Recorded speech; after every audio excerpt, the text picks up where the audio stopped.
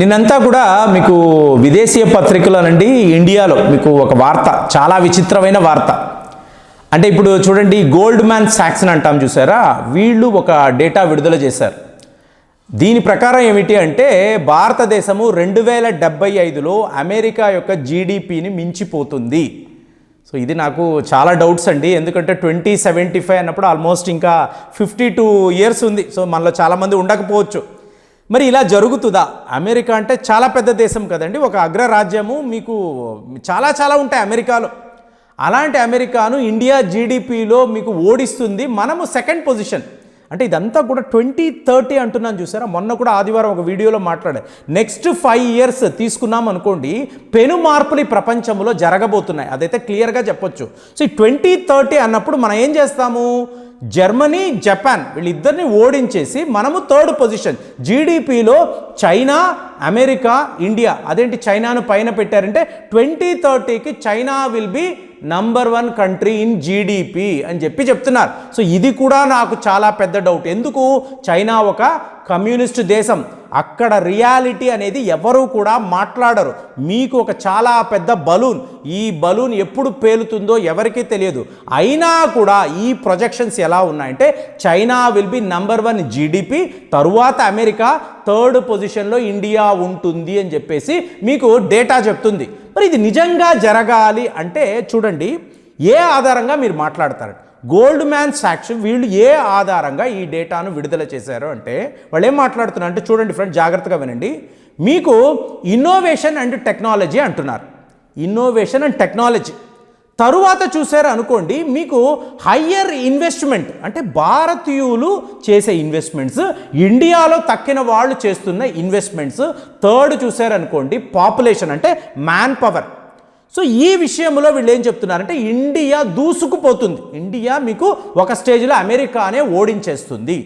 మరి ఇది నిజమా? సిఎన్బిసి ఇది ఒక అమెరికాకు చెందిన ఒక పత్రిక, అలాగే మీకు గోల్డ్మ్యాన్ సాక్స్ వీళ్ళు ఒక అమెరికాకు చెందిన ఒక దిగ్గజ ఫైనాన్షియల్ అడ్వైజర్స్, ఒక బ్యాంకింగ్ వ్యవస్థ. వీళ్ళు ఎందుకు ఇండియాకు సపోర్టుగా ఇండియా మీకు అమెరికానే మించిపోతుందని చెప్పి వీళ్ళు ఎందుకు ఇలాంటి ఒక ప్రొజెక్షన్ ఇస్తున్నారు? ఆలోచించండి. మోరోవర్ ఇందులో రియాలిటీ ఉందా? ఎందుకంటే ఇన్నోవేషన్ టెక్నాలజీ అన్నారు అనుకోండి, మనము అమెరికాను దాటగలమా? ఇవాళ కూడా మన దగ్గర ఒక యుద్ధ విమానము అన్నప్పుడు దానికి ఒక ఇంజిన్ కావాలంటే మనం ఏం చేస్తున్నాము? ఏ అమెరికానో ఫ్రాన్స్నో వీళ్ళనే కదా అడుగుతున్నాము. అంటే ఏంటి? ఇన్నోవేషన్ టెక్నాలజీలో ఇంకా కూడా మనము వీళ్ళని మనం కంపీట్ చేయలేకపోతున్నాం. అంటే మనము ఇప్పుడిప్పుడే మనం మెల్లమెల్లగా మన ఎకానమీని మనము మెరుగుపరుచుకుంటున్నాం. ఇంతకుముందు ఆ ప్రయత్నాలు జరగలేదు, ఎక్కడ ఏం చేయాలో ఆ పనులు మనం చెయ్యలేదు.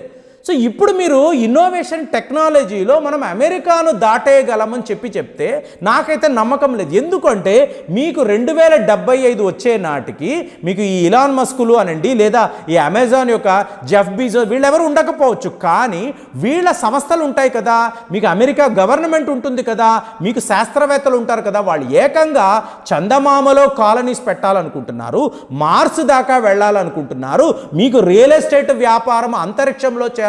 అంటే ఈ లెవెల్లో వాళ్ళ ఇన్నోవేషన్ టెక్నాలజీ ఉన్నప్పుడు ఇండియా వీళ్ళను మించిపోతారు అని అనడంలో ఎంతవరకు కరెక్ట్, ఇది ఎంతవరకు న్యాయం నాకైతే అనిపించడం లేదు. కానీ నేను చూసేది అంటే ఈ గోల్డ్మ్యాన్ సాక్స్ వాళ్ళు మాట్లాడుతున్నప్పుడు నాకు అనిపించింది ఏమిటి అంటే ప్రస్తుతం ఉన్న ట్రెండ్ని గమనించాలి. ఫ్యూచర్ ఎలా ఉంటుందో మీరు తెలుసుకోవాలంటే మీ ప్రజెంట్ ఏంటో మీరు తెలుసుకోవాలని అంటారు. ఇప్పుడు మీరు చూసారనుకోండి, ఇండియాలో ఏం జరుగుతుందండి, మనము రష్యన్ ఆయిల్స్ కొంటున్నాము, యూరోప్ యూనియన్కి ఎక్స్పోర్ట్స్ చేస్తున్నాం. అంటే ఏంటి? ఎక్స్పోర్ట్స్లో భారతీయులు చాలా తెలివిగా ప్రవర్తిస్తున్నారు. ఇక్కడ ఒక విషయం అండి, మీ ప్రధానమంత్రి నరేంద్ర మోదీ ఈ వ్యక్తి ఒక స్ట్రీట్ స్మార్ట్ పొలిటీషియన్. మీరు అదే జయశంకర్ని తీసుకున్నారనుకోండి, ఒక హైలీ ప్రొఫెషనల్ వ్యక్తి, పాలిటిక్స్లోనే ఉన్నా కూడా ఒక ప్రొఫెషనల్గా మాట్లాడతాడు, ప్రతిదీ కూడా రూల్స్ బేస్డ్గానే ఉండాలని చెప్పి జయశంకర్ మాట్లాడతాడు. అదే మోదీ గారిని చూశారనుకోండి, ఈ స్ట్రీట్ స్మార్ట్. కాబట్టి ఇండియా సడన్గా ఇంత పెద్ద బూమ్, ఇంత పెద్ద ఎక్స్పోర్ట్స్ ఏంటి? మీ స్ట్రాటజీలో సిస్టమ్స్ ఇలాగే ఉంటాయి, ఈ సిస్టమ్స్ని మీరు డీవియేట్ చేస్తే మీకు ఎలా అడ్వాంటేజ్ అవుతుంది? ఇది within the international laws, అంటే ప్రపంచ స్థాయిలో ఉండే చట్టాల ప్రకారమే. కానీ ఆ లూప్ హోల్స్ని వాడుకుంటూ నేను ఎలా ఎదుగుతాను, దీన్నే మనము స్ట్రీట్ స్మార్ట్ అంటాం. ఇప్పుడు రష్యా మీద మీకు శాంక్షన్స్, ఇండియా శాంక్షన్స్ విధించలేదు కాబట్టి నేను రష్యన్ ఆయిల్స్ కొనగలను. యూరోప్ యూనియన్కి ఇండియన్ పెట్రోలియం ప్రోడక్ట్స్ కావాలి కాబట్టి రష్యన్ ఆయిల్స్ని శుద్ధి చేస్తాను, వీటిని యూరోప్ యూనియన్కి అమ్ముతాను. మీరు ఎవరైనా మమ్మల్ని ఆపగలరా? టెక్నికల్గా ఎవడు ఏం చేయలేడు. ఇంటర్నేషనల్ చట్టాలు ఏం చెప్తున్నాయో దాని ప్రకారమే ఒక చిన్న లూప్ హోల్ని తీసుకొని మనం ఇంత వ్యాపారం చేస్తున్నాం. ఇవాళ మన జీడిపి ఇంతలా పెరగడానికి ఫారిన్ ఎక్స్పోర్ట్స్, ఫారెక్స్ నిల్వల్ని పెంచుకోవడము, ఈ విధంగానే మనం చేస్తున్నాం. కాబట్టి మనకు ఇన్నోవేషన్ టెక్నాలజీ కాదండి, మన ఎక్స్పోర్ట్స్, మన ఇన్వెస్ట్మెంట్స్, మన మ్యాన్ పవర్, మన దగ్గర ఉండే దిగ్గజ సంస్థలు, టాటాలు అనండి, రిలయన్స్లు అనండి, ఇవాళ ఈ ఇండస్ట్రీస్ను డెవలప్ చేస్తున్న విధానాన్ని మీరు గమనించారంటే మనము పూర్తిగా మన మ్యాన్ పవర్ మీద, మన ప్రొడక్షన్ వాల్యూస్ మీదే ఆధారపడతాము. ఈ విధంగా మనం అమెరికాను ఓడించగలము. అమెరికా వాడు తలకిందల తపస్సు చేసిన మ్యాన్ పవర్లో ఇండియా దాకా రాలేడు.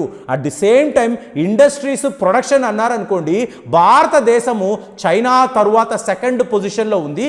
కాబట్టి ఇందులో కూడా అమెరికా వాడు మనకి పోటీగా నిలబడలేడు. ఈ క్యాల్కులేషన్స్ చూసారు అనుకోండి, అంటే ఏంటి, ఇండియన్స్ చాలా చాలా కష్టపడతారు, హార్డ్ వర్కింగ్ మెంటాలిటీ ఉన్నవాళ్ళు, వీళ్ళు చాలా స్ట్రీట్ స్మార్ట్గా ఉంటారు. కాబట్టి ప్రపంచంలో ఉండే టాప్ మోస్ట్ కంపెనీస్కి అంతా కూడా ఇవాళ ఇండియన్స్నే వీళ్ళు సీఈఓస్గా పెట్టుకుంటున్నారు. ఎందుకు? వీళ్ళ తెలివితేటలు అపారంగా ఉంటుంది. అలాగే వీళ్ళు హార్డ్ వర్కింగ్ నేచర్ ఉన్నవాళ్ళు. ఈ పారామీటర్స్లో మీరు చూసారనుకోండి, ఖచ్చితంగా మనము 2075లో మనం అమెరికాను ఓడించగలం.